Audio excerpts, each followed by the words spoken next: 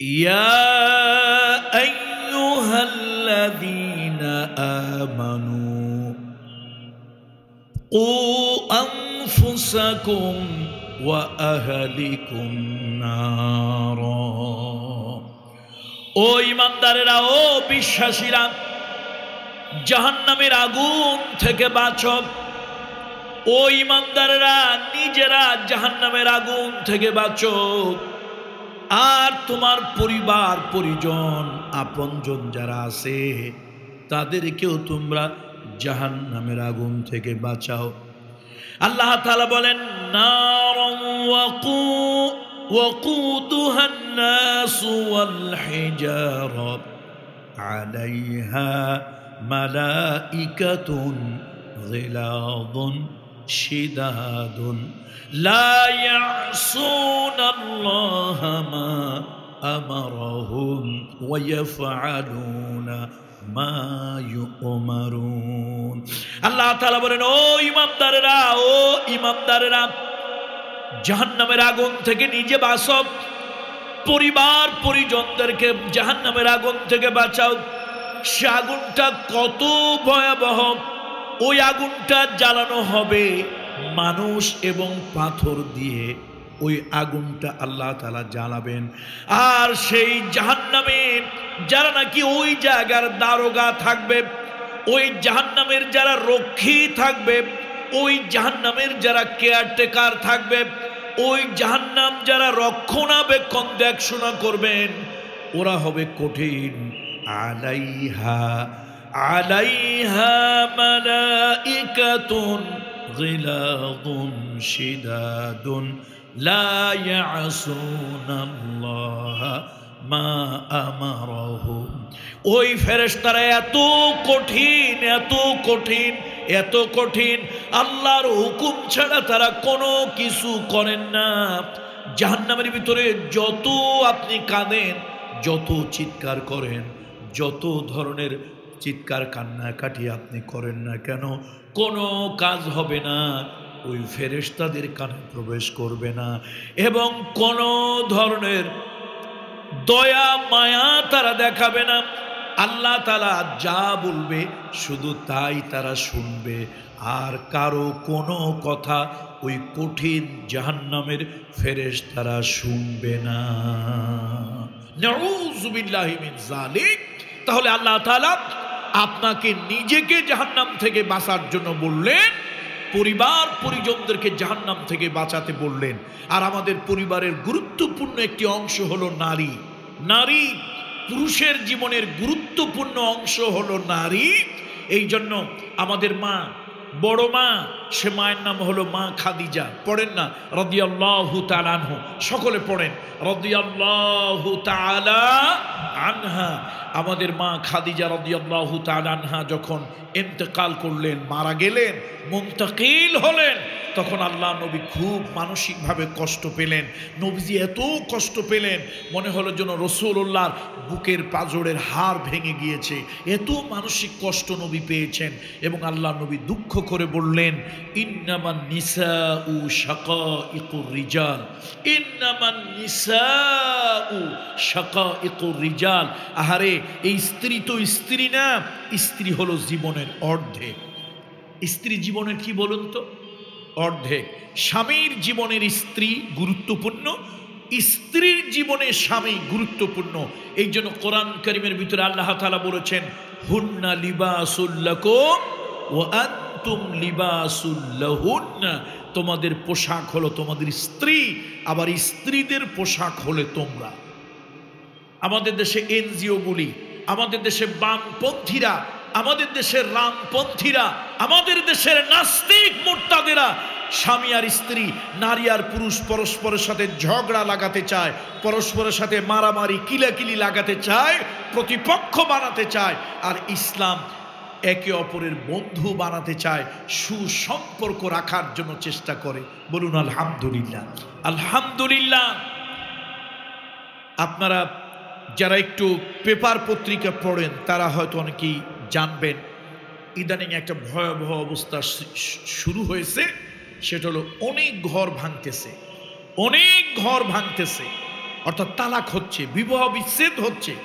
আর ভয়াবহ কথা হলো এই বিবাহ বিচ্ছেদে অধিকাংশ ভূমিকা নিতেছে নারী, অর্থাৎ মহিলাদের কারণে তালাকটা বেশি হচ্ছে। আগে তালাক দিত পুরুষ, এখন অধিকাংশ তালাক হচ্ছে। এবং সেদিন গত কয়েকদিন আগে সোশ্যাল মিডিয়াতে দেখলাম যে ঢাকা সিটি কর্পোরেশনের প্রতি 4 মিনিটে একটা তালাক হয়, শুধুমাত্র অনলি ঢাকা সিটিতে, এবং প্রতি 4 মিনিটে একটি তালাক হয়। এই তালাক নিয়ে একটা সংস্থা গবেষণা করলো, অ্যানালাইসিস করলো, এটা নিয়ে তারা মোটামুটি একটা ডাটা তৈরি করলো। দেখা গেল অধিকাংশ তালাকের পিছনেই নারীর ভূমিকা, অর্থাৎ মহিলারা অধৈর্য হয়ে যাচ্ছে, অস্থির হয়ে যাচ্ছে, উগ্র মানসিকতার হয়ে যাচ্ছে, যার কারণে এই দাম্পত্য জীবনের ঘরগুলি আর টিকতেছে না। সুতরাং আসুন, পৃথিবীর সব জায়গায় এখন পারিবারিক অবস্থা অত্যন্ত ভয়াবহ। মা, ছেলে, বাবা, স্বামী, একটা ঘরের ফ্যামিলি মেম্বার যারা আছে তাদের মধ্যে পারস্পরিক বন্ধন, মূল্যবোধ, ভালোবাসা, ইথিক্স, নীতি, নৈতিকতা এগুলি নাই। এগুলি নাই, থাকবে কেমনে? আপনাদের শিক্ষা ব্যবস্থা সমাজটারে নষ্ট করছে হলো পরিমণি। সমাজ নষ্ট কে করছে? পরিমণি। আর শিক্ষা নষ্ট করছে দীপুমণি। শিক্ষাটা ধ্বংসের দিকে যাচ্ছে। খবরদার, কথার মধ্যে রাজনীতি খুঁজবেন না। আমি কিন্তু রাজনৈতিক পরিবারের সন্তান নই, পীরের ছেলে। আমিও পীর মুরিদি করি না। পাবলিকের একটা চরিত্র হলো যে কোনো কিছুর মধ্যে রাজনীতি খোঁজে। এই রোগ, এই অ্যালার্জি যাদের আছে, দয়া করে মাহফিল থেকে বের হয়ে যাবে। ছোটবেলায় আপনারা শিখেছেন, সকালে উঠিয়া আমি মনে মনে বলি, সারাদিন আমি যেন ভালো হয়ে চলি। আদেশ করেন যাহা মোর গুরুজনে, আমি যেন সেই কাজ করি ভালো মনে। এটা কিন্তু একজন হিন্দুর লেখা। হোক, হিন্দু লেখা হোক, এটা মানতে পড়তে আমার কোনো আপত্তি নাই। আপনাদের আছে কোনো আপত্তি? বলেন, কথা বলেন, কোনো আপত্তি আছে? কেন আপত্তি নেই? এর মধ্যে কিছু নীতি নৈতিকতার কথা আছে, এর মধ্যে কিছু ইথিক্স, কিছু মূল্যবোধ আছে। এখন সেগুলি উঠায় দিল, উঠে গেল, কি আসলো? ওই দেখা যায় তাল গাছ, ওই আমাদের গা, ওইখানেতে বাস করে কানা বগির সা। এ বগি তুই খাস কি, পান্তা বা চাষ কি? হাট্টিমা টিম টিম, তারা মাঠে পাড়ে ডিম, তাদের খাড়া দুটি শিং, হাট্টিমা টিম টিম। আচ্ছা, আপনার কাছে আমার প্রশ্ন, কি বুঝলেন এর মধ্যে? শিক্ষণীয় কি পেলেন? বলেন, জবাব দেন। আপনারা যদি বোবার মতো মুখ বন্ধ করে থাকেন, তাহলে তো আমি মনে করবো আমি গোরস্থানে, কবরস্থানে মাহফিল করতেছি। বলেন, এর মধ্যে শিক্ষণীয় কিছু পেয়েছেন আপনারা? পেলে বলেন যে এইটা পাইছি, বলেন। তাহলে এর মধ্যে কোনো শিক্ষণীয় কিছু নয়। এগুলি আমাদের সিলেবাসে ঢুকালো কারা? এই বাচ্চাদেরকে ধ্বংস করার জন্য কারা ঢুকালো এগুলি? আমার তো মনে হয় যারা ঢুকিয়েছে, পাবলিক নাকি কিছু কিছু লোক গাঁজা খায়, যারা ঢুকিয়েছে ওরা মেয়াদ উত্তীর্ণ, ডেট এক্সপায়ার গাঁজা খেয়েছে। কেন বললাম এ কথা? পৃথিবীর কোন ডিকশনারিতে, পৃথিবীর কোন অভিধানে এরকম কোন প্রাণীর অস্তিত্ব নাই যেই প্রাণী ডিম পাড়ে তার মাথায় শিং আছে। কথা কি বোঝেন নাকি আমার কথা বোঝা যায় না? ডিম পাড়ে এমন কোন প্রাণী যার মাথায় শিং আছে, এরকম কোন প্রাণীর অস্তিত্ব পৃথিবীতে কোথাও নাই। পৃথিবীর সব থেকে বড় জঙ্গল হলো অ্যামাজন। পৃথিবীর সব থেকে বড় জঙ্গল হলো অ্যামাজন। এরপরে উল্লেখযোগ্য কয়েকটা জঙ্গলের মধ্যে একটি হলো সুন্দরবন। বাংলাদেশ এবং ইন্ডিয়া মিলে সুন্দরবন। আচ্ছা বলেন তো, পৃথিবীর কোন জায়গায় প্রাণী আছে? তাহলে পরিবারগুলি ধ্বংস হচ্ছে মূল্যবোধের শিক্ষা না থাকার কারণে। সন্তানগুলি নীতি নৈতিকতার শিক্ষা গ্রহণ করছে না, করতে পারছে না। পরিবারগুলি ধ্বংস হয়ে যাচ্ছে। আল্লাহ তাআলা বলছেন, তোমরা জাহান্নাম থেকে নিজে বাঁচো, অন্যকে বাঁচাও। নিজে বাঁচো, অন্যকে বাঁচাও। আমার মা বোনেরা যারা এসেছেন, মা, আপনার কারণে যদি ঘরটা জাহান্নাম হয়ে যায়, কি জবাব দেবেন কিয়ামতের ময়দানে আল্লাহ তাআলার কাছে? আপনারা এখানে যারা এসেছেন, মনে মনে ভাবতে পারেন, হুজুর আমরা তো আর আপনার মতো পীরজাদা পীর সাহেব না, এগুলি আমাদের দায়িত্ব না। এগুলি আমাদের দায়িত্ব না, আমরা তো পীরজাদা পিসাব না। দেখেন কোরআন শরীফের মধ্যে যেমন আল্লাহ তাআলা বলেছেন, হাদিস শরীফের মধ্যে রাসূলুল্লাহ সাল্লাল্লাহু আলাইহি ওয়াসাল্লাম কি বলেছেন, আল্লাহর নবী বলেছেন, আল্লাহর হাবিব বলেছেন, আলা কুল্লুকুম রাইন, আলা কুল্লুকুম রাইন ওয়া কুল্লুকুম মাসউলুন আন রাইয়াতিহি। শোনো, তোমরা প্রত্যেকেই অভিভাবক, প্রত্যেকেই তোমরা রাখাল। কিয়ামতের ময়দানে তোমার অভিভাবকত্ব সম্পর্কে জিজ্ঞেস করা হবে। ফাল আমিরুল্লাযী আলান নাস রাইন, যারা নাকি সমাজের নেতা, যারা নাকি সমাজের আমির, যারা নাকি সমাজের মন্ত্রী মিনিস্টার, ওয়া হুয়া মাসউলুন আন রাইয়াতিহি, তাদেরকে তার দেশ জাতি জনগণ সম্পর্কে জিজ্ঞেস করা হবে।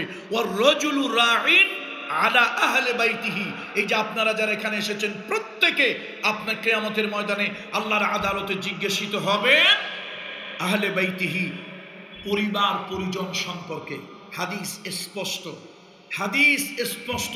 এখানে কোনো ঘোরসাপ করার, এখানে কোনো গুজামিল দেওয়ার, এখানে কোনো কিছু গোপন করার কোনো সুযোগ নাই। সহিহ হাদিস, স্পষ্ট হাদিস। আপনার কবরে আমি যাব না, আমার কবরে আপনি যাবেন না। কামরুল ইসলাম সাঈদ আনসারীর কবরে গিয়ে আপনি আমার প্রশ্নের জবাব দেবেন না। কিয়ামতের আল্লাহর আদালতে কঠিন ময়দানে আমি কামরুল ইসলাম সাঈদের জবাব আপনাকে দিতে হবে না। আর আপনার জবাবও আমি যত বড়ই পীর হই না কেন, জেতা পীর, মরা পীর, দেশি পীর, বিদেশি পীর, কোনো পীর আপনার কোনো প্রশ্নের জবাব আল্লাহর কাছে দেবে না। কোনো নেতা, কোনো নেত্রী যাদের পিছনে উল্লুকার ভাল্লুকের মতো দৌড়ান, এরাও কিন্তু কিয়ামতের ময়দানে আপনার কোনো প্রশ্নের জবাব আল্লাহর কাছে দেবে না। আপনারটা আপনাকেই দিতে হবে।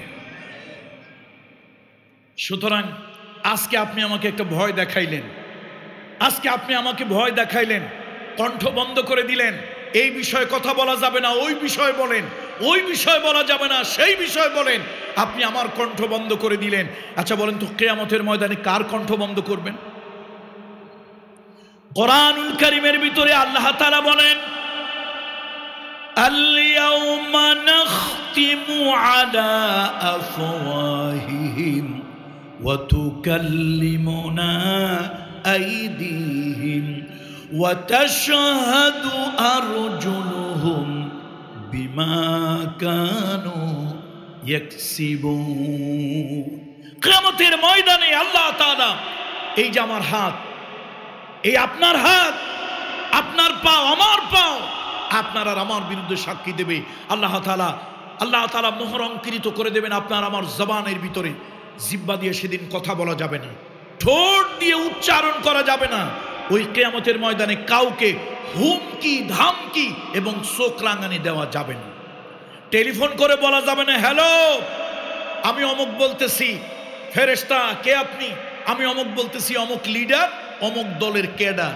এগুলি কিয়ামতের ময়দানে চলবে না, এগুলি কিয়ামতের ময়দানে চলবে না। সুতরাং আল্লাহর কথা, কোরআনের কথা, সূরা তাহরিম 6 নম্বর আয়াত, সূরা তাহরিম। আল্লাহ তাআলা বলেছেন, বান্দারে আমি তোমাদেরকে ভালোবাসি, দয়া করি। আমি আল্লাহ তোমাদেরকে বলতেছি, নিজে জাহান্নাম থেকে বাঁচো, পরিবার পরিজনকে জাহান্নামের আগুন থেকে বাঁচাও। সুতরাং আসুন, আমাদের একটা দায়িত্ব, নীতি নৈতিকতা আছে। সন্তান হলে প্রত্যেক বাবা মার একটা দায়িত্ব আছে। আজকে মহিলারা যারা এসেছেন, আমি আমার মা এবং বোনদেরকে সম্মান নিয়ে বলি, মা আমি কোনো নারীকে অসম্মান করে কথা বলি না। কেন? আমিও তো একজন নারীর সন্তান।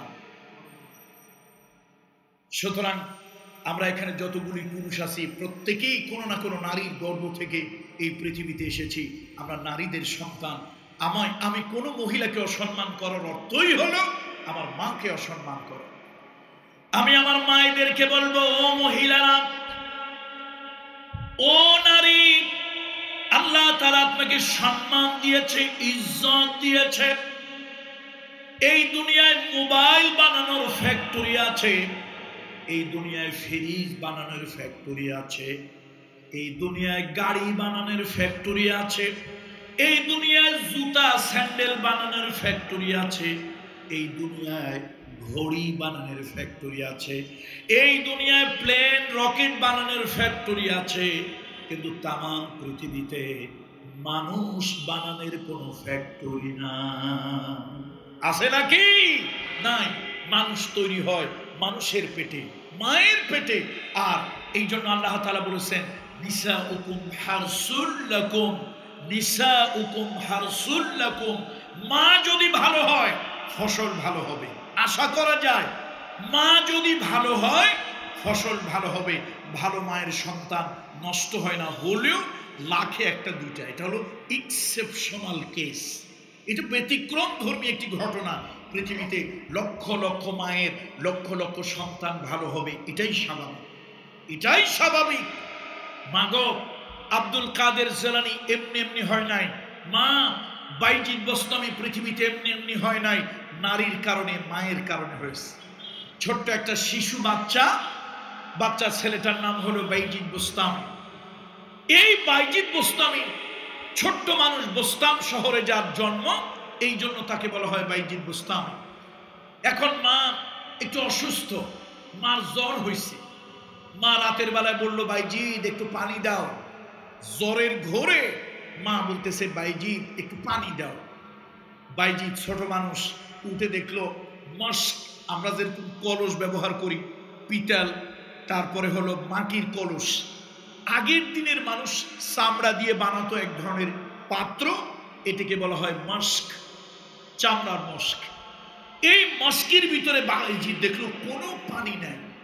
আহারে কি করি, ছোট মানুষ চিন্তা করে অন্ধকারের মধ্যে আস্তে আস্তে আস্তে আস্তে হেঁটে হেঁটে কুয়ার কাছে গেল, বালতি ফেলে কুয়া থেকে পানি তুললো। সেই পানি মস্কে ভরে ঘরে এনে যখন একটা বাটি পেয়ালায় ঢেলে মার কাছে নিয়ে গেল, দেখলো মা গভীর ঘুমে অচেতন, অসুস্থ মানুষ। বাইজিদ শিয়রের কাছে দাঁড়িয়ে রইল, মনে মনে ভাবলো, কখন জানি আমার অসুস্থ মা, কখন যেন মা ঘুম ভেঙে যায়, মা বার পানি চায়। এই জন্য বাইজিদ মায়ের মাথার কাছে দাঁড়িয়ে রইল। সকালবেলায় মসজিদে আজান হচ্ছে, আসসালাতু খায়রুম মিনান নাওম, ঘুম থেকে নামাজ ভালো, ঘুম থেকে নামাজ ভালো, ঘর থেকে মসজিদ ভালো, একা থেকে জামাত ভালো। সুবহানাল্লাহ। বাইজিদের মা উঠে গেল, দেখতেছে বাইজিদ পাশে। বাইজিদ তুমি এখানে দাঁড়িয়ে আছো কেন? মা আপনি যে পানি চাইছিলেন, ঘরে তো পানি ছিল না, পানি নিয়ে আসতে আসতে দেখি আপনি ঘুমিয়ে গিয়েছেন। তো বাইজিদ তুমি কেন এখানে, তুমি ঘুমায় গেলে না? মা আপনি অসুস্থ মানুষ, যদি আবার আপনি পানি চান। মায়ের কলিজাটা দূর দূর করে উঠলো। মা তাড়াতাড়ি ঠান্ডার মধ্যে কম্বলটা বাইজিদের গায়ে দিয়ে বাইজিদকে শোয়াইয়া, মা অসুস্থ মানুষ, এই অবস্থায় মা গিয়ে অজু করলেন, ইহতেমামের সাথে অজু করলেন। এবার বাইজিদ বোস্তামির মা নামাজের মধ্যে সিজদা গিয়ে আল্লাহর কাছে কাঁদলেন। নামাজ শেষে দুইখানা হাত আল্লাহর দরবারে তুললেন। আল্লাহ তোমার কাছে ফরিয়াদ করি, সব মায়ের দোয়া তুমি ফিরায় দেও না, মায়ের দোয়া ফিরিয়ে দেও না। আয় আল্লাহ তাআলা তোমার কাছে এই ফরিয়াদ করি, আমার বাইজিদের জন্য দোয়া করি, আমার বাইজিদকে দয়া করে তুমি সুলতানুল আরিফিন বানিয়ে দাও। আল্লাহ আমার বাইজিদকে সুলতানুল আরিফিন বানিয়ে দাও। আল্লাহ তাআলা মায়ের দোয়া মঞ্জুর করলেন। যুগ শ্রেষ্ঠ বিশাল বড় ওলি আল্লাহ তাআলা তাকে বানিয়ে দিলেন মায়ের দোয়ার কারণে। আব্দুল কাদের জিলানীর কথা আমরা বলি, আমরা আব্দুল কাদের জিলানীর কথা অনেক ভুল কথা বলি, আমরা অনেক মিথ্যা কথা আমরা বলি। বাইজিদ বোস্তামির সঠিক কথাগুলি আব্দুল কাদের জিলানীর আমরা বলি না। অনেকে বলে যে সে মায়ের পেট থেকে 18 পারা কোরআনের হাফেজ হয়ে বের হয়েছে। এটা একটা মিথ্যা কথা, এটা একটা কি বলো, যেটা হলো অসমর্থিত কথা, এবং এটা একটা কুসংস্কার, এটা বাস্তব কোনো কথা নয়। মূলত আব্দুল কাদের জিলানী হাফেজ হয়েছিলেন ছোটবেলায় 18 পারা কোরআনের, এটা মিথ্যা না, এটা অসত্য না। সেটা কেমনে? এই সন্তান গর্ভে থাকা অবস্থায় মা কোরআন তেলাওয়াত করেছে, সন্তান ডেলিভারি হয়েছে, মা লালন পালন করে সন্তানকে কোরআন তেলাওয়াত করায়। মা 18 পারা কোরআনের হাফেজা ছিলেন। কয় পারা কোরআনের হাফেজা ছিলেন? 18 পারা কোরআনে হাফেজা ছিলেন। এই সন্তানকে দুধ খাওয়ায় মা কোরআন পড়ে, ঘুম পাড়ায় কোরআন পড়ে। দেখেন না আমাদের দেশের মহিলারা বাচ্চাদেরকে ঘুম পাড়ায়, ঘুম পাড়ানি মাসি পিসি মোদের বাড়ি এসো, কি খাট নাই পালং নাই, বাবুর চোখে বসো। এই যে গান গায় বাইজিদ বস্তামের মা, হযরত আব্দুল কাদের জিলানীর মা এরকম গান গায় না, তিনি কি সুন্দর করে পড়েন, ওয়াসসামাই যাতিল বুরুজ ওয়াল ইয়াউমিল মাউউদ ওয়া শাহিদিন ওয়া মাশহুদ কুতিলা আসহাবুল উখদুদ আন-নারি যাতিল ওয়াকুদ। এই মা কোরআন পড়ে কি সুন্দর সূরা পড়ে, ইদাস সামাউ ফাতারাত ওয়া ইদাল কাওয়াকিবু ইনতাসারাত ওয়া ইদাল বিহারু ফুজ্জিরাত ওয়া ইদাল কুবুরু বু'সিরাত আলিমাত নাফসুম মা কদ্দামাত ওয়া আখারাত। মা এরকম কি সুন্দর সুন্দর করে মিলায় মিলায় কোরআনুল কারীমের ছন্দগুলি তো মিল, মা এরকম পড়ে। একদিন, 2 দিন, 1 বছর, 2 বছর, 4 বছর, 5 বছর, এই ছোটবেলায় যখন সে স্কুলগামী হলো, মক্তবগামী হলো, মক্তবের ওস্তাদ তাকে সবক দিতে গেল, দেখে সে শুধু পড়তেছে। আব্দুল কাদির কোথা থেকে শিখলে? বলে আমার মা পড়েছেন, মায়ের জবান থেকে শুনেছি। আর আল্লাহর মেহেরবানি, কোরআন এমন একটা ভাষা, আল্লাহু আকবার আল্লাহু আকবার, কোরআন এমন একটা জীবন্ত মুআজিজা, পৃথিবীর একটি মাত্র গ্রন্থ যা শুনতে শুনতে মুখস্থ হয়ে যায়। আল্লাহু আকবার। কোরআনুল কারীম, কোরআনুল কারীম, এটা আল্লাহ তাআলা মানুষের জন্য সহজ করে দিয়েছেন। তাহলে বাইজিদ বস্তামি মায়ের কারণে হয়েছে, আব্দুল কাদের জিলানী মায়ের কারণে হয়েছে। আজকে পর্দার যে সকল মহিলারা আছেন, আমি মা এবং বোনদেরকে বলবো, মা আপনি না হওয়ার কারণে, ভালো না হওয়ার কারণে আজকে আর এরকম ভালো সন্তান জন্মগ্রহণ করছে না। মুজাদ্দিদ আলফে সানি রাহমাতুল্লাহ আলাইহি এই উপমহাদেশের বিরাট বড় একজন বিদগ্ধ আলেম, তিনি আল্লাহর একজন ওলি। সত্যিকারে আল্লাহর যারা ওলি, প্রকৃত যারা আল্লাহর ওলি, তারা কোনোদিন কোনো জালিমকে ভয় পায় না। জালিমদেরকে কখনো হক্কানি আল্লাহর ওলিরা ভয় পায় না। তবে আমাদের দেশে কিছু ধান্দাবাজ 2-4 জন কিছু মোল্লা মৌলবী মুন্সি থাকে, তাদের নজর থাকে হালুয়ার দিকে। তাদের নজর কোন দিকে থাকে? হালুয়া রুটির দিকে থাকে। কিছু উচ্ছিষ্ট পেলেই তারা অনেক ফতোয়া, উল্টাপাল্টা ফতোয়া দেয়। আর প্রকৃত যারা আল্লাহর ওলি, তারা সারা দুনিয়ার মালিক বানিয়ে দিল, কখনো জালিম, স্বৈরাচারী, ডিক্টেটর এদের পক্ষে কখনো কথা বলে না। মুজাদ্দিদ আলফে সানি রাহমাতুল্লাহ আলাইহির কথা বলতেছিলাম। মুজাদ্দিদ আলফে সানি রাহমাতুল্লাহ আলাইহি খুব বড় মাপের একজন আল্লাহর ওলি বুজুর্গ। এই আল্লাহর ওলি বুজুর্গ তার একটা রিসালার ভিতরে, মুজাদ্দিদ আলফে সানি রাহমাতুল্লাহ আলাইহি তার একটা রিসালার ভিতরে তিনি লিখেছেন যে একজন আল্লাহর বান্দি, তার নাম হলো বেহিয়া। যদি আমার কথা আপনারা বুঝে থাকেন তাহলে বলুন তো নামটা কি? বেহিয়া। এই মহিলাকে আল্লাহ তাআলা 4টা সন্তান দিয়েছে। এই সন্তানগুলোকে মা উত্তম রূপে মা তাদেরকে কোরআনুল কারীম শিক্ষা দিয়েছে। একদিন মা, গর্ভধারিণী মা, স্তন্যদায়িনী মা, মা একদিন সন্তানদেরকে ডেকে বলল, ওসিয়াত করলো যে বাবা আমি কোন সময় মরে যাই তার ঠিক নাই, তো তোমাদের কাছে আমার একটা অনুরোধ, আমি মৃত্যুর পরে তোমরা যে পেশায় যে শগলে মশগুল থাকো, অর্থাৎ যার যে কাজ তোমরা করো, কিন্তু আমার একটা অনুরোধ, মা হিসাবে তোমরা সহি শুদ্ধ করে কোরআন তেলাওয়াত শিক্ষা দিয়েছি, তোমরা কোরআনুল কারীম তেলাওয়াত করবে, আমার জন্য আল্লাহর কাছে দোয়া করবে। ছেলেরা বলল, মা এটা একটা কথা বললেন, আপনি মা গর্ভে ধারণ করেছেন, কষ্ট করে ডেলিভারি করেছেন, আপনি আমাদেরকে দুধ খাইয়ে লালন পালন করে বড় করেছেন, মা আপনি ইন্তেকাল করবেন, আপনার জন্য দোয়া করতে হবে, এটা তো ওসিয়াত লাগে না, এটা তো এমনি আমরা কর্তব্যের খাতিরে করব। মা বললেন, না, অনেক সন্তান ভুলে যায়, তোমরা যেন ভুলে না যাও, সেজন্য আমি তোমাদেরকে ওসিয়াত করলাম। আল্লাহ তাআলার এই বান্দি, আল্লাহর এই বান্দি কয়েকদিন পরই মারা গেলেন, ইন্তেকাল করলেন, মুন্তাকিল হলেন। ইন্না লিল্লাহি ওয়া ইন্না ইলাইহি রাজিউন। এখন বেহিয়ার এই 4 ছেলে, এই মহিলা, এই বুজুর্গ মহিলার 4 ছেলে যখনই সুযোগ পায় তখনই তারা কিছু নফল ইবাদত বন্দেগী করে আর আল্লাহ তাআলার কাছে সওয়াবের সানি করে। আল্লাহ আল্লাহ, এই যে আমরা একটা ভালো আমল করলাম, এই আমলটায়, এই কোরআন তেলাওয়াতে, এই তাহাজ্জুদে যে সওয়াব তুমি দিয়েছো, আল্লাহ তাআলা এটা দয়া করে আমার মায়ের রুহের উপরে সওয়াবটা পৌঁছে দাও। আল্লাহ তার আত্মাকে প্রশান্ত করো, আল্লাহ তার কবরটাকে আলোকিত করো, আল্লাহ তাআলা তুমি তাকে জান্নাতি সুযোগ সুবিধা দাও, জান্নাতি পোশাক তার গায়ে তুমি পরিয়ে দাও। এরকম দোয়া করতে লাগছে।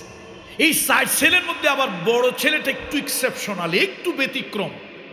বড় ছেলেটার অভ্যাস হলো সে নিয়মিত তাহাজ্জুদের নামাজ পড়ে।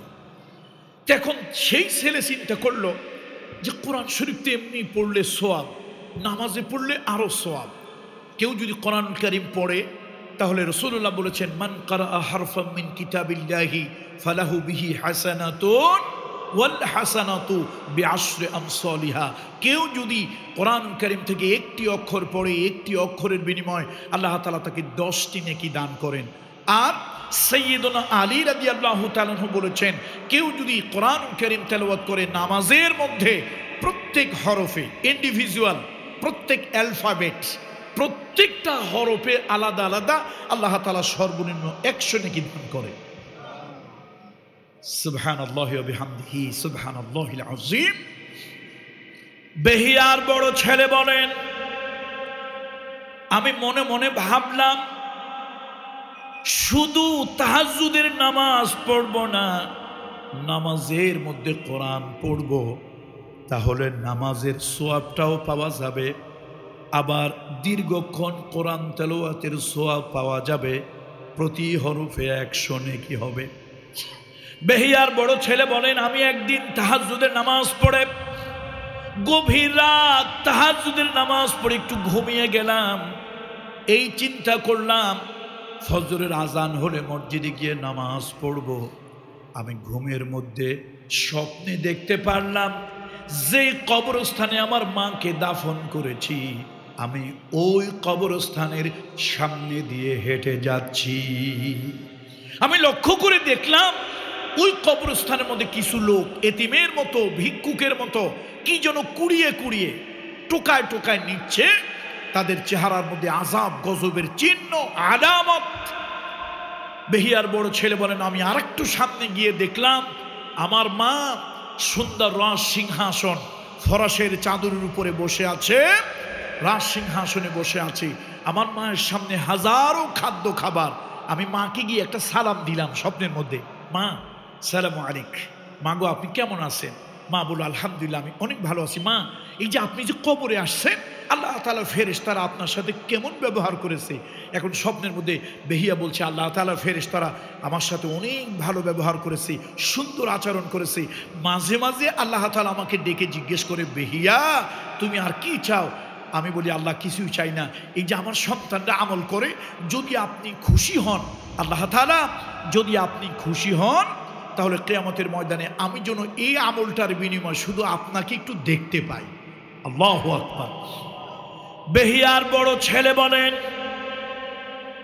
আমি আমার মাকে জিজ্ঞেস করলাম, মা গো এই যে কিছু লোক কবরস্থানের জন্য কি যেন কুড়ায় কুড়ায়, টোকায় টোকায় নিচ্ছে, তাদের চেহারার মধ্যে আযাব এবং গজবের চিহ্ন, ও মা এই লোকগুলি কারা?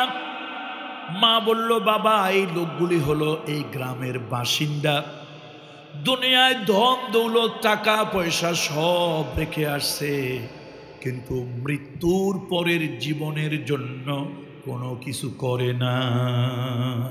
এরা হতভাগা, দুর্ভাগা, কপাল পোড়া। নবীজির একটা হাদিস, আল্লাহ রাসূল সাল্লাল্লাহু আলাইহি ওয়াসাল্লাম বলেছেন, ইদা মাতাল ইনসান, ইদা মাতাল ইনসান ইনকাতা আনহু আমালুহু ইল্লা মিন সালাসা। রাসূলুল্লাহ বলেছেন, মানুষ যখন মারা যায়, মৃত্যুবরণ করে, ইনকাতা এটার বাংলার থেকে আপনারা আবার ইংরেজি ভালো বোঝেন, বাংলা থেকে ইংরেজি পাবলিক ভালো বোঝে। ওই এক রিক্সাওয়ালারে বলছিল, এই তুমি কি বিশ্ববিদ্যালয়ে যাবে? কয় স্যার এটা ইউনিভার্সিটির কোন পাশে?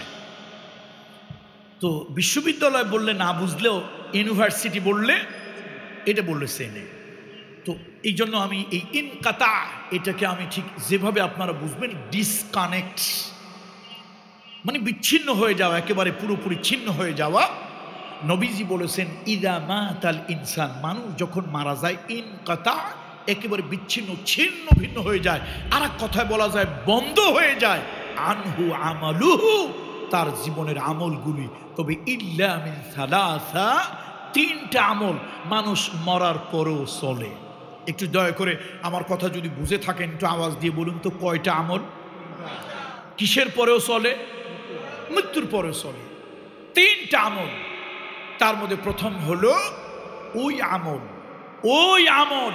তিনটা আমলের প্রথম আমল হলো কেউ যদি নেক সন্তান রেখে যায়, ওয়ালাদুন সালিহুন, নেক সন্তান, ইয়াদউ লাহু, যে সন্তান মা বাপের জন্য দোয়া করে।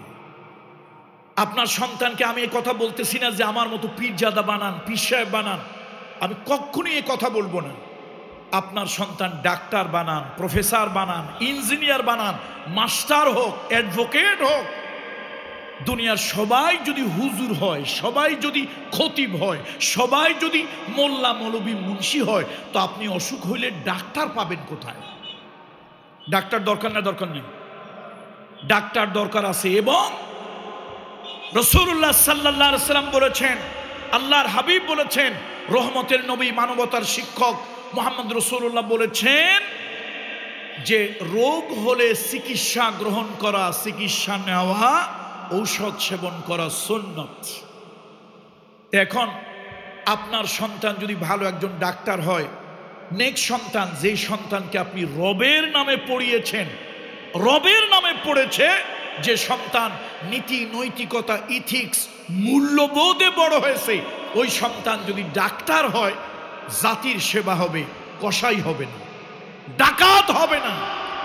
অনেক ডাক্তার আছে, আমি নিজে এরকম অনেক ডাক্তারের কথা জানি, এমবিবিএস, এফসিপিএস, এফআরসিএস, এরকম অনেক ডাক্তারের কথা আমি জানি, যারা ব্যবস্থাপত্র লেখেন কলম দিয়ে, আর দিলে দিলে আল্লাহ তাআলার কাছে পানাহা চান, আল্লাহ আমি এই ঔষধটা এই রুগীর জন্য ভালো মনে করছি, লিখে দিচ্ছি, আল্লাহ তোমার এই ঔষধকে তুমি বলে দিও তোমার এই বান্দাকে যেন ভালো করে দেয়।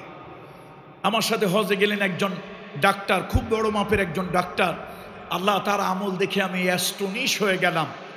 অপারেশন থিয়েটারে যখন ছুরি চালায় রুগীর গায়ে, আরশের মালিককে ডেকে বলে, আল্লাহ হায়াত তো আমি দিতে পারবো না, আমি তো তোমারই বান্দার জন্য চিকিৎসা করছি, আল্লাহ আমার এই হাতে তোমার এই বান্দার জীবনটা তুমি ফিরিয়ে দিও।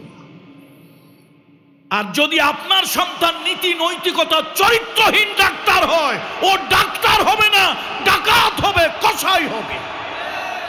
আপনার গায়ে হয়েছে একটা লোম ফোড়া না কি কেশ ফোড়া, কি বলেন, এই যে লোমের গায়ে হয় যে খুব ব্যথা, লোম ফোড়া নিয়ে গেছেন ডাক্তারের কাছে, ও তো ডাক্তার না, ডাকাত, হিপোক্রেট।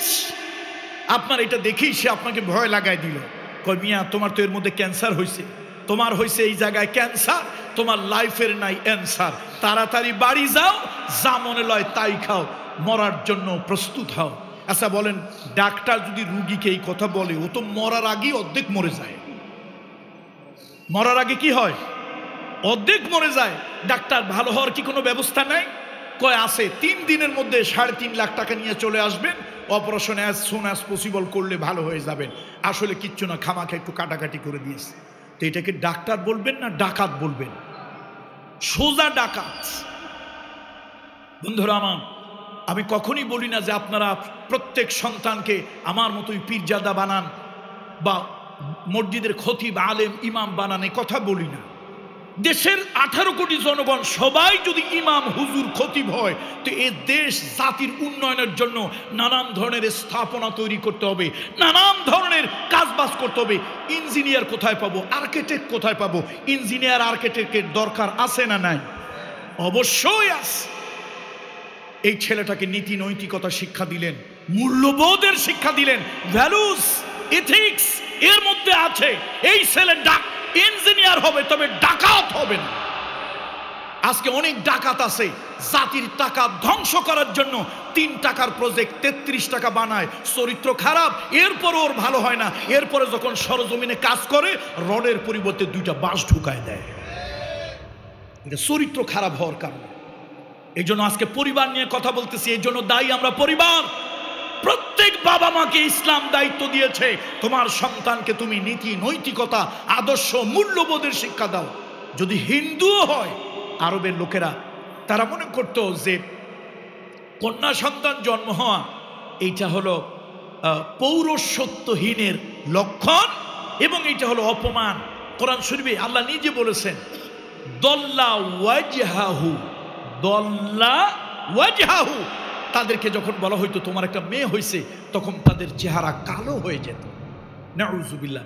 এবং আরো একটা খারাপ গুণ তাদের ছিল, ছেলে হইলে বলতো এটা দেবতা আমাদেরকে দিয়েছে, ছেলে হইলে তাদের, আর মেয়ে হইলে বলতো এটা আল্লাহ দিছে, এটা আমরা চাই না।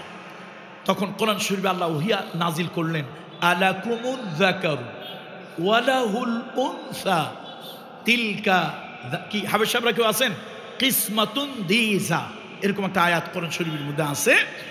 ছেলে হইলে তোমাদের, মেয়ে হইলে আল্লাহর। এটা কোন ধরনের বন্টন? আরে ছেলেও আল্লাহ দেয়, মেয়েও আল্লাহ দেয়, তো ছেলে হইলে তোমরা নেও, মেয়ে হইলে আল্লাহরে দাও, আর আল্লাহর মাইয়া গুলারে কি করো তোমরা? জীবন্ত কবর দাও। তোমরা তো মানুষ না, তোমরা তো জানোয়ার, তোমরা তো পশু।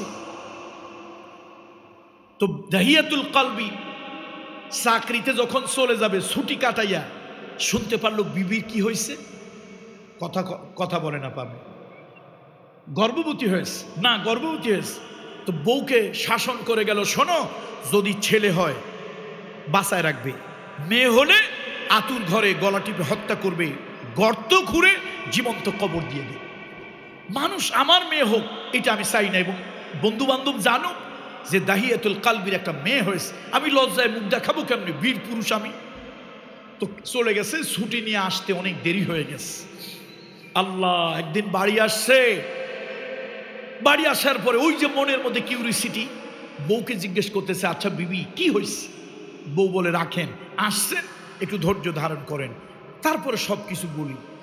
বলে না, আরে আসছেন, সবুর করেন, একটু ধৈর্য ধারণ করেন, একটু খাওয়া দাওয়া করেন, একটু নিজেকে একটু শান্ত হন, একটু ফ্রেশ হন, তারপরে বলি।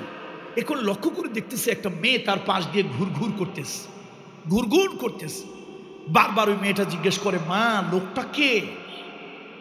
দাহিয়াতুল কলবি বুঝে ফেলেছে তার গোটা শরীর অস্তিত্বের ভিতরে, পৌরসত্বের ভিতরে আঘাত লেগেছে। সে মনে মনে এটাকে লুকিয়ে রাখলো, শান্ত হলো, শান্ত হওয়ার অভিনয় করলো। এবার দাহিয়াতুল কলবি বলেন, ইয়া রাসূলুল্লাহ, আমার দিলটা ঘৃণায় ভরে গেল, বন্ধু বান্ধবকে কেমন করে মুখ দেখাবো, আমার কন্যা হয়েছে, এই সংবাদ আমি কেমন করে দেব? এই জন্য মনে মনে আমার রাগ রইল। আমি বিবিকে বললাম, তাড়াতাড়ি আমার মেয়েটাকে সাজায় গোছায় দাও, বিবি আমি তাকে নিয়ে একটু বেড়াতে যাব। সন্তানটারে সাজায় দিল। ইয়া রাসূলুল্লাহ, নিষ্পাপ ফুটফুটে বাচ্চাটা, মা যখন তাকে সাজায় দিয়েছে, মনে হয় যেন ফুলের মতো, ফুলের মতো, পূর্ণিমার চাঁদের মতো। ইয়া রাসূলুল্লাহ, আমার কঠিন হৃদয়টা তখনও গলল না, কঠিন হৃদয়টা তখনও নরম হলো না। আমি আমার ওই মেয়েটারে নিয়ে রওনা হলাম, ওই মেয়েটাকে নিয়ে রওনা হলাম। পড়ন্ত বেলা, পশ্চিম আকাশে সূর্য ঢলে যাচ্ছে। আমি তাড়াতাড়ি করে নীরব নির্জন মরুভূমির মধ্যে গর্ত খুঁজতে লাগলাম। তাড়াহুড়া করতে গিয়া শরীর দিয়ে দরদর করে ঘাম পড়তেছে। আমার শরীরের 2-4 জায়গায় কিছু বালু লাগতেছে, ধুলা লাগতেছে। ওই যে মাসুম বাচ্চাটা তার কচি হাত দিয়া আমার শরীরের ঘামগুলি আর ওই বালুগুলো, ধুলাগুলো মুছে দিচ্ছে। ইয়া রাসূলুল্লাহ, তখন আমার পশু হৃদয়টা, তখন আমার কঠিন হৃদয়টা নরম হলো না, গলল না। আমি, মেয়েটা বলছে, বাবা সন্ধ্যা হয়ে যাচ্ছে, তাড়াতাড়ি চলো, সন্ধ্যা হয়ে যাচ্ছে, তাড়াতাড়ি চলো। আমি বড় একটা গর্ত খুঁজে এবার ধাক্কা দিয়ে মেয়েটাকে গর্তের মধ্যে ফেলে দিলাম। মেয়েটা বলল, বাবা তুমি আমাকে কেন মারছো? বলল, তোমাকে আমি চাই না, মেয়ে সন্তান আমার হয়েছে, আমি বন্ধু বান্ধবকে বলতে পারবো না, মুখ দেখাতে পারবো না, এটা আমার জন্য কলঙ্ক। মেয়েটা কাঁদে আর কয়, বাবা আমি তোমাকে বাবা বলে পরিচয় দেব না, তুমি আমাকে মেরো না। ইয়া রাসূলুল্লাহ, আমার মনটা তখন একটু মাত্র গলল না। আমি বিরাট বড় একটা পাথর আনলাম, ওই পাথরটা 2 হাত দিয়ে ধরলাম আর ওই মেয়ের মাথার উপরে জোরে সজোরে পাথরটা লাগাইলাম।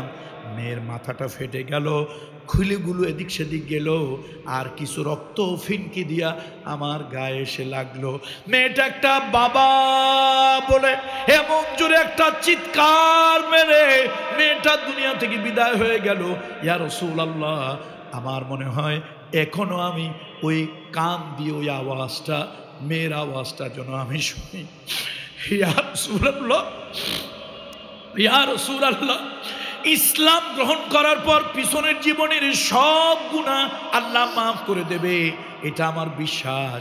তবে আমি যে কঠিন গুনাহ অন্যায়টা করেছি, এটা আল্লাহ মাফ করবে না। রহমতের নবী, মানবতার বন্ধু, মানবতার শিক্ষক মুহাম্মদ রাসূলুল্লাহর চোখ বেয়ে টপ টপ করে পানি পড়ছিল। নবীজি নিজের চোখ মুছলেন আর আল্লাহ নবী ফোফায়া আবেগে কেঁদে উঠলেন আর বললেন, আহারে মানুষ কেমন করে এত নিষ্ঠুর হতে পারে। এই জন্য বলি, নারীর কোনো সম্মান ছিল না, নারীর কোনো ইজ্জত ছিল না। 30 লক্ষ বর্গমাইলের প্রেসিডেন্ট হযরত ওমর তার বক্তৃতায় বলেছেন, ওয়াল্লাহি ওয়াল্লাহি ইন্না কুন্না ফিল জাহিলিয়াতে মা নাউদ্দু লিন-নিসাই আমরান হাত্তা নাযালাল্লাহু লাহুন্না মা নাযালা ওয়া কাসসামাল্লাহু লাহুন্না মা কাসসামা।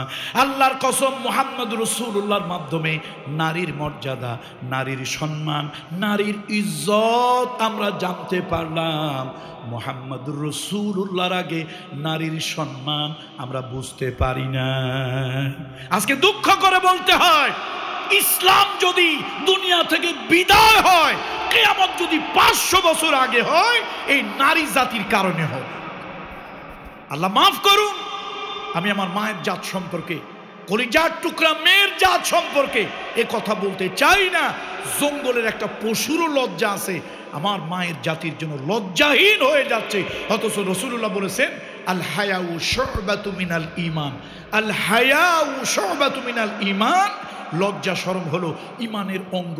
নারী তার যৌবন, নারী তার চঞ্চলা চপলা হরিণীর মতো তার উচ্ছল যৌবনের অঙ্গ প্রত্যঙ্গ অন্য পুরুষকে না দেখালে একটা নারী কতটা লজ্জাহীন হলে ক্যামেরার সামনে হাজার লক্ষ পুরুষের সামনে তার গুপ্তাঙ্গ, তার যৌনাঙ্গ, তার শরীরের আকর্ষণীয় অঙ্গ প্রত্যঙ্গ দেখাচ্ছে। আজকে এই নারীদের কারণেই আমার তো মনে হয় কিয়ামত বোধহয় ত্বরান্বিত হয়ে যাবে। মাগো মা, আপনার ব্যাপারে নবীজি কি বলেছে? যখন কন্যা জবা করা হতো, কন্যাকে যখন জীবন্ত কবর দেওয়া হতো, তখন নবীজি বলেছে, খবরদার খবরদার, কন্যাদেরকে হত্যা করিও না। একজন সাহাবী উঠে বলল, হুজুর আমার তো 3টা মেয়ে। নবীজি বলেন, হাত উঠাইলেন, এরকম আমার দিকে তাকান, হাত উঠাইলেন, এই আঙুল দুটো এইভাবে নবীজি নাড়াইলেন। দেখতেছেন তো হাদিসের মধ্যে আসছে, হুজুর এরকম হাত দুটা আঙ্গুল দুটো নাড়াচাড়া করলেন। এই কন্যার বাবা, আল্লাহ তাআলা তোমাকে মেয়ে দিয়েছে, 3টা কন্যা দিয়েছে, তারবিবের দায়িত্ব, লালন পালনের দায়িত্ব। আল্লাহ হলেন চেরিশা, রব। এই রব হিসাবে তারবিব, লালন পালনের দায়িত্ব কোনো বাবা আর কোনো মা, কোনো বাবা আর কোনো মা সন্তান কন্যা হয়েছে মন খারাপ করে নাই, ঘৃণা করে নাই, তালাক দেওয়ার হুমকি দেয় নাই, মনটা বেজার করে নাই, বরং আল্লাহর দেওয়া নিয়ামত গ্রহণ করেছে, ভালো করে পড়াশোনা দিয়েছে, লেখাপড়া দিয়েছে, তালিম তরবিয়ত দিয়েছে, ভালো পাত্র দেখে পাত্রস্থ করেছে। নবীজি হাত উঠাইলেন, আঙ্গুলটা এরকম করে বলেন, এই কন্যার বাবা, এই কন্যার মা, তুমি আর আমি কিয়ামতের ময়দানে পাশাপাশি বেহেশতে থাকবো। দেখেন, এই দুনিয়ায় নারীকে আপনারা ভোগের পাত্র বানিয়েছেন, ভোগের পাত্রী বানিয়েছেন নারীকে। আর ইসলাম কি বানালো? আল্লাহ নবী বলেন, আদ-দুনিয়াউ কুল্লুহা মাতা, আদ-দুনিয়াউ কুল্লুহা মাতা। ওয়া খায়রুল মাতাউদ দুনিয়া আল মারআতুস সালিহা। একজন ভালো নারী, নেক নারী হলো এই দুনিয়ার সবথেকে দামি সম্পদ। আপনার আমার গাড়ি আছে, মনে করি অনেক দামি একটা সম্পদ আছে। আপনার আমার একটা 5 তলা বিল্ডিং আছে, মনে করি অনেক দামি একটা সম্পদ আছে। আপনার আমার 20 বিঘা জমি আছে, মনে মনে ভাবি অনেক দামি সম্পদ আছে। নবীজি বলেছেন না, এই বাড়ি, এই গাড়ি, এই জমি, এই ধন, এই প্রাচুর্য এগুলো দামি না। দামি হলো তোমার কাছে যদি একটা ভালো মেয়ে থাকে, একটা নেক নারী যদি তোমার কাছে থাকে। নারী ভালো, জগৎটা ভালো। নারী যদি উশৃঙ্খল হয়, বেয়ারা হয়, নারী যদি হিংসুক হয়, তাহলে জাতির জন্য কল্যাণ নয়, অকল্যাণ। ওই মা খাদিজার কবরের কাছে, আল্লাহর নবী কবরের কাছে দাঁড়িয়ে আছেন। রাসূলুল্লাহর চোখ বেয়ে টপ টপ করে পানি পড়ছে। জিবরাইল চলে আসলো, ইয়া রাসূলুল্লাহ এই জায়গায় দাঁড়াবেন না, কাঁদবেন না। নবীজি বলেন, জিবরাইল আমিও কাঁদতে চাই না, কিন্তু আমার খাদিজা আমার জন্য, ইসলামের জন্য, দ্বীনের জন্য, নব মুসলিমদের জন্য আমার খাদিজা বুক দিয়া, পিঠ দিয়া, টাকা দিয়া, ধন দিয়া, সম্মান দিয়া, ইজ্জত দিয়া আমার খাদিজা যা কিছু কোরবানি স্বীকার করেছে, আমার খাদিজাকে কবরে রেখে ওই কথা আমি ভুলে যেতে পারি না। খাদিজার কবরের কাছে দাঁড়িয়ে আছি। মুনকির নাকির যদি প্রশ্ন করে আমি জবাব দেব, আমার খাদিজা যেন বিচলিত না হয়। জিবরাইল বলল, ইয়া রাসূলুল্লাহ এই জায়গায় দাঁড়ায় থাকবেন না, আল্লাহর রহমতের ফেরেশতারা কাঁদতেছে, আপনি এই জায়গায় দাঁড়ায় থাকবেন না, চলে যান, সরে যান। আল্লাহ তাআলা জানিয়ে দিয়েছেন, খাদিজার কবরের যদি কোনো প্রশ্নের জবাব যদি দিতে হয়, আরশের মালিক আল্লাহ নিজে দিয়ে দেবে। ওই মা খাদিজা কতটা ভালোবাসা নবীজির। মা খাদিজা ইন্তেকাল করলো, নবীজির বুকের খাঁচা যেন ভেঙে গেল। আল্লাহ নবীর জবান দিয়ে একটা কথা বের হলো। নবীজি বললেন, ইন্নামান নিসাউ শাকাইকুর রিজাল, ইন্নামান নিসাউ শাকাইকুর রিজাল। স্ত্রী হলো স্বামীর জীবনের অর্ধেক। এই জন্য স্ত্রীদেরকে আমরা বলি অর্ধাঙ্গিনী। স্ত্রীদেরকে কি বলি? ওই যে বলতেছিলাম বামপন্থী নাস্তিকদেরকে নিয়ে বলতেছিলাম, আমার রাগটা ওই জায়গায়। আজ পর্যন্ত কোন নাস্তিক, কোন বুদ্ধিজীবীর মুখে শুনছেন যে এটা নবীর একটা হাদিস? বলেন, শুনছেন কোনোদিন? আমার দেশের নারী দিবস এলে নারীদেরকে খুশি করার জন্য বলে পণ্ডিতেরা বলেছে, আরে কালমার্স, প্লুটো, কপারনিকাস, কিপলক, Rousseau, Voltaire, Maxim Gorky, Bertrand Russell, Shakespeare, Rabindranath Thakur, পৃথিবীর যত লোক বলো, নারী অর্ধাঙ্গিনী, জীবনের অর্ধেক। এ কথা মুহাম্মদ রাসূলুল্লাহ বলেছে, আর কেউ বলে না। অথচ আমার দেশের এই বুদ্ধিজীবী বামপন্থীগুলি ইসলামের কথা, নবীর কথা উদ্ধৃতি দিতে তারা লজ্জা পায়, ভয় পায়। আল্লাহ লানত ওদের উপর পড়ুক, বলেন আল্লাহুম্মা।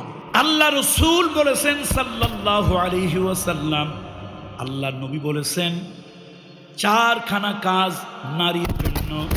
নারী যদি 4টা কাজ যদি নারী ঠিক মতো করে, ওই নারী জান্নাতের যে কোনো দরজা দিয়ে ওই নারী প্রবেশ করতে পারবে। এটা ইদা সাল্লাত আল মারআতু খামসাহা ওয়া সামাত শাহরাহা ওয়া আহসানাত ফারজাহা ওয়া আতাআত বালাহা। আর একটা বর্ণনা আসছে ওয়া আতাআত যাওজাহা দাখালাত মিন আই আবওয়াবিল জান্নাতি শাআত। আল্লাহ নবী বলেছেন, ও পর্দার মহিলারা, মা ভালো করে শোনেন, রহমতের নবী বলেছেন 4টা কাজ যদি মহিলারা করে, নিশ্চিত আল্লাহর জান্নাতি। ওই মহিলা কবরে রাখার পর ফেরেশতারা বলবে, ও মহিলা একটু অপেক্ষা করো, আল্লাহর 8টা জান্নাতের দরজা খুলে রাখছি, যে কোনো দরজায় যে কোনো জান্নাতে তুমি প্রবেশ করতে পারবে। আমরা পুরুষ মানুষ হাজার হাজার আমল যদি আমরা করি, জান্নাতের কোনো ওয়ারেন্টি গ্যারান্টি আপনার আমার জন্য নাই, নিশ্চয়তা দিতে পারবো না আমি জান্নাতি হব, আমার কাছে কোনো গ্যারান্টি নাই। আপনি জান্নাতি হবেন, আপনার কাছে কোনো গ্যারান্টি নাই।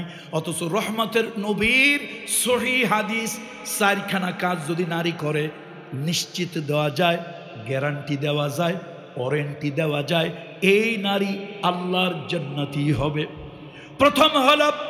প্রথম হলো ইদা সাল্লাত আল মারআতু খামসাহা, নারী যখন 5 ওয়াক্ত নামাজটা ঠিক মতো পড়বে, ঠিক মতো আদায় করবে, ইহতিমামের সাথে ওয়াক্ত অনুযায়ী 5 ওয়াক্ত নামাজটা পড়বে, ওয়াসামাত শাহরাহা, রমাদানুল মুবারকের রোজাটা নারী রাখবে, ওয়া আহসানাত ফারজাহা, ইজ্জত আব্রু চরিত্র সতীত্ব হেফাজত করবে, ওয়া আতাআত বালাহা, আর ওই নারী যদি বিবাহিতা হয় তাহলে স্বামীর অনুগত হবে, আনুগত্য প্রকাশ করবে। এই 4খানা কাজ যদি নারী করে, আল্লাহ নবী বলেছেন মহিলা মৃত্যুর পরে তাকে যখন দাফন করা হবে, আল্লাহর ফেরেশতারা জান্নাতের দরজা খুলে রেখে বলবে, তুমি আসো আসো, আল্লাহর জান্নাত তোমার জন্য তৈরি, যে কোনো জান্নাতের যে কোনো দরজা দিয়ে তুমি প্রবেশ করতে পারবে। মহিলা নারী 5 ওয়াক্ত নামাজ পড়বে, 5 ওয়াক্ত নামাজ পড়বে, আর তার মধ্যে অজুহাত, খালাম্মা, সাসিয়াম্মা, অথবা যশোরের ভাষায় বুবু নাকি কি আপা, কি বলেন আপা, এই যে বোনেরে কি বলেন, আর গ্রামের ভাষায় শুদ্ধ ভাষা দরকার নাই। এই লজ্জা পান কেন? ভাষা আল্লাহ দেওয়ার নিয়ামতের মধ্যে একটা, আপনি আপনার ভাষায় উইদাউট এনি হেজিটেশন কথা কবেন, কোনো লজ্জা টজ্জা নাই। বড় লোকি ভাষা, শুদ্ধ ভাষা দরকার নাই। আমরা হুজুর মানুষ এখানে সেখানে যাই, তাই একটু শুদ্ধ ভাষা বলি। মায়ের ভাষার থেকে দামি ভাষা নাই, বুবু, যাক বুবু, আঞ্চলিক ভাষা, এইটাই সুন্দর। আরে লজ্জা পাবেন না, আল্লাহর দেওয়ার নিয়ামত। কি বলছে আল্লাহ কোরআনে, কি বলছে জানেন? আল্লাহ কোরআনে কি বলছে? ওয়ামা আরসালনা মির রাসূলিন ইল্লা বিলিসানি কওমি, আমি কোন নবীরে নবুয়ত দেই নাই তার আঞ্চলিক মাতৃভাষা ছাড়া। তো যশোরে যদি 500-1000 বছর আগে আল্লাহ কোনো নবী পাঠাইতো বা পাঠায় থাকে, তো কোন ভাষা দিছিল? এই ভাষাই দিছে। শরমের কি আছে? কি সুন্দর ভাষা, বুবু, তাই তো? গিয়ে জিজ্ঞেস করলেন, বুবু এই জোহরের নামাজটা কি পড়ছো? কয় যে ভাই রে, পড়তে তো চাইছিলাম, ভাডি না, ভাডি নাকি ভাই, কোনটা ভাই? কোথায় কয় ভাডি, এই আর একটু পূর্বের দিকে গেলে ভাডি কয়, না ভাই, ভাই রে আমাদের অঞ্চলে কয় ভাই। আপনাদের একটু পূর্বে গোপালগঞ্জের, তারপরে হলো ফরিদপুরের কিছুটা অঞ্চল, প্রতি 11 মাইল অন্তর অন্তর একজন ভাষাবিদ আল্লামা জালালউদ্দিন সুয়ুতি, তার ফিলোলজির একটা সাবজেক্ট আছে ফিকহুল লুগা, এর মধ্যে বলেছেন প্রতি 11 মাইল পর পর ভাষার পরিবর্তন হয়। তো ওই অঞ্চলে ছোট ভাইদেরকে একটু আদর করে কয় ভাডি ভাডি। এখন বুবুরে জিজ্ঞেস করছে, বুবু জোহরের নামাজ কি পড়ছিলা? বুবু কয় ভাডি রে, পড়তে তো চাইছিলাম ভাই, কিন্তু তোর এই দুলাভাই বাজার আনছে ও বেলায়, বাজার না সদায়, কি বলেন আপনারা, মাছ তরকারি বাজার আনছে ও বেলায়, এগুলো কোটা বাটা করতে করতে অক্ত শেষ। আচ্ছা বুবু, তো আসরের নামাজ কি পড়ছো? পড়তে তো চাইছিলাম, 2টা ডুব দিতে গেছিলাম পুকুরে, এই ডুব দিয়ে এসে খাওয়া দাওয়া করতে করতে দেখি আসরের বেলার আর নাই। আচ্ছা বুবু মাগরিবের নামাজ কি পড়ছো? বুবু কয় বাইরে, কেমনে যে মাগরিবের নামাজ তো মহিলাদের জন্য আল্লাহ লেখে নাই। কেন? হাঁস মুরগি, কুত্তা বিড়াল, ছাগল গরু, এগুলো খোপে নাও, খোয়ারে দাও, ঘরে দাও, ঝাড় দাও, বাতি ধরাও, এগুলো করতে করতে মাগরিবের সময় থাকে না। এই আল্লাহ মাগরিবের নামাজ পুরুষের জন্য লেখছে, মহিলাদের জন্য না। তারপরে আচ্ছা বুবু, তো এশার নামাজ কি পড়ছো? কয় ভাইডি রে, পড়তে তো চাইছিলাম ভাই, পড়তে তো চাইছিলাম, ওই কোলের বাচ্চাটা খালি কান্দে, ঘ্যানোর খালি কান্দে। শেষে তোর দুলোভাই কয় একটু যাও, একটু দুধ খাওয়ায় ঘুম পাড়াও। ওরে যে দুধ খাওয়ায় ঘুম পাড়াতে গেছি, এই মরার ঘুম আমার যে কখন ধরছে, এক ঘুমে রাত শেষ। আচ্ছা বলেন তো এগুলোর নাম কি? একটু আওয়াজ দিয়ে বলেন, এগুলোর নাম কি? এগুলোর নাম হলো অজুহাত। তো এই অজুহাত দিয়ে কিন্তু মা, পর্দালে যে সকল মায়েরা আজকে এসেছেন, মা গো, বোন, অজুহাত দিয়ে কিন্তু কবরে পার পাওয়া যাবে না। নারী প্রথম 5 ওয়াক্ত সালাতটা ঠিক মতো পড়বে, ইহতিমামের সাথে, পবিত্রতা পরিচ্ছন্নতার সাথে 5 ওয়াক্ত সালাতটা আদায় করবে। রমাদানুল মোবারকের রোজা হলো ফরজ। এই যে মাশাআল্লাহ রমজানের ঘেরান এখন পাচ্ছি, রমজান যেন আমাদের দরজায় কড়া নাড়তেছে, আমি আসতেছি, আই এম কামিং সুন, আসতেছি খুব তাড়াতাড়ি। রমজান আল্লাহ আমাদের সকলের নসিব করুন, বলেন আল্লাহুম্মা আমিন। রমজানের হক আল্লাহ আমাদেরকে আদায় করার তৌফিক দান করুন। তো রোজা, এই রোজা ঠিক মতো রাখতে হবে। শুধু না খেয়ে রোজা থাকার নাম রোজা না, জবানটারে ঠিক রাখতে হবে। অন্যের নিন্দা, অন্যের গিবাত, অন্যের মন্দ, এগুলি রোজা থেকে বলা যাবে না। এগুলো আমার মা খালা শাশিরা একটু বেশি করেন, মা খালা শাশিরা একটু বেশি করেন। আল্লাহর নবী রাসূলুল্লাহর কাছে শোনেন, তাফসীর ইবনে কাসিরের একটা বর্ণনা আপনাদেরকে শোনায় যায়। 49 নম্বর সূরা সূরাতুল হুজরাতের একটা আয়াতের তাফসীর ইবনে কাসির থেকে শোনায় যায়। নবীজি মসজিদে নববীতে এমন সময় কয়েকজন সাহাবী এসে বলল, হুজুর, এই অমুক পাড়ার, অমুক মহল্লার, অমুক গোত্রের এই মহিলা মারা যাচ্ছে, রোজার দিন মহিলা কি হইতেছে, মারা যাইতেছে। নবীজি একটু চিন্তা ভাবনা করে বললেন, যাও তাদেরকে বমি করতে বলো। এখন মুনাফিকরা কয়ে, তোমার নবীর কি মাথা ঠিক আছে? সবাই নাউজুবিল্লাহ বলেন না, নাউজুবিল্লাহ। মুহাম্মদ সাল্লাল্লাহু আলাইহি ওয়াসাল্লামের মাথা তো অবশ্যই ঠিক আছে, মুনাফিকের বাচ্চাদের মাথা ঠিক নাই। তো এখন ওরা বলতেছে তোমার নবীর মাথা ঠিক আছে, এরা এমনি রোজা রেখে মরে যাওয়ার উপক্রম, কারিবুল মাউত, আর তোমার নবী বলছে বমি করলে তো আরো মরে যাবে। সাহাবীরা কয়, দেখো ভাই, যুক্তিতে মুক্তি নাই, ভক্তিতে মুক্তি। বমি করলে মানুষ মরে যাবে, দুর্বল মানুষ তো আমরাও জানি, এমনি দুর্বল জান যায় ভাব, তারপরে যদি আবার করে বমি তো মরবে, আমরা জানি। কিন্তু আমার নবীর কথা সামিআনা ওয়া আতা'না, বাস নবী যা বলছে এইটাই, অত যুক্তি টুক্তি মানি না, মরুক। এখন দুই মহিলার কাছে গিয়ে বলেছে, এই মহিলা, আর্টিফিশিয়ালি যেমনি পারো কৃত্রিমভাবে বমি করো। তো মহিলারা গলায় হাত দিয়ে বমি করছে। বমি করার পরে দেখা গেল দুর্গন্ধযুক্ত গোশত আর পুজ, জমাট বাঁধা খান্ডা, জমাট বাঁধা রক্ত। এই পাত্রটা নবীজির কাছে নিয়ে আসা হলো। নবীজি বললেন, হ্যাঁ, তারা এই জিনিস খাইছে, আমি বুঝতে পারছিলাম। এখন ওই মহিলারা কয়, ইয়া রাসূলুল্লাহ, না, আমরা পুজ খাই নাই। পুজ কেউ খায়? জমাট বাঁধা রক্ত কেউ খায়? দুর্গন্ধযুক্ত পচা গোশত কেউ খায়? ইয়া রাসূলুল্লাহ, আমরা তো খাই নাই। নবীজি বললেন, শোনো, তোমরা রোজা রয়েছিলে, কিন্তু এই জিহ্বাটারে রোজা রাখো নাই। খালি জরিনার বউ সকিনা বেগমের যত ধরনের ত্রুটি দোষ আছে, গিবাত, ইংরেজিতে বলে ব্যাকবাইট, পরনিন্দা, পরচর্চা সমানে করছে। আল্লাহ নবী বললেন, যারা গিবাত শেকায়েত করে ওরা মরা মানুষের গোশত খায়। এই যে পুজ, রক্ত দিয়ে আল্লাহ তোমাদের পেটটা ভরে দিয়েছে কিয়ামত পর্যন্ত মানুষকে দেখানোর জন্য। এই জন্য মা বোনরা যারা আছেন, যশোর জেলার মা এবং বোনদেরকে বলি, মা গো, রোজা রাখবেন তবে বোঝা রাখবেন না, রোজা রাখবেন তবে ভূতের ব্যাগার খাটবেন না। রোজা রেখে যদি নামাজ না পড়েন, রোজা রেখে যদি সগলখুরি, মিথ্যা কথা, গিবাত শেকায়েত করেন, পুরুষ এবং নারী, এই রোজার 4 পয়সার কোনো দাম নাই। এরপরে 3 নম্বরে হলো ইজ্জত, আব্রু, চরিত্র, সতীত্ব হেফাজত করতে হবে। ইজ্জত, আব্রু, চরিত্র, সতীত্ব হেফাজত করতে হবে, এগুলো আমানত। 4 নম্বরে হলো ও আতাআত বালাহা, আপনার স্বামীর অনুগত হবেন। যেই সকল নারীরা অবিবাহিতা, তারা তাদের গার্ডিয়ান, অভিভাবক, চাচা, আরে বাবা, বড় ভাই, তারপরে চাচা, যাদের অধীনস্থ সে আছে, এদের অনুগত্য করে চলবে। আল্লাহ তাআলা আমাদের পরিবারগুলো ভালো করুন, আমাদের পারিবারিক বন্ধন, ফ্যামিলি স্ট্রাকচার, ফ্যামিলি ভ্যালুস, মূল্যবোধ আল্লাহ তাআলা ভালো করুন। আল্লাহ তাআলা ভালো করুন আমাদের সমাজটা অধপতিত সমাজ, ধ্বংসের মুখে যাওয়া সমাজ আবার মুসলমান সমাজে রূপান্তরিত হোক। আল্লাহ তাআলা সেই তৌফিক আমাদেরকে দান করুন।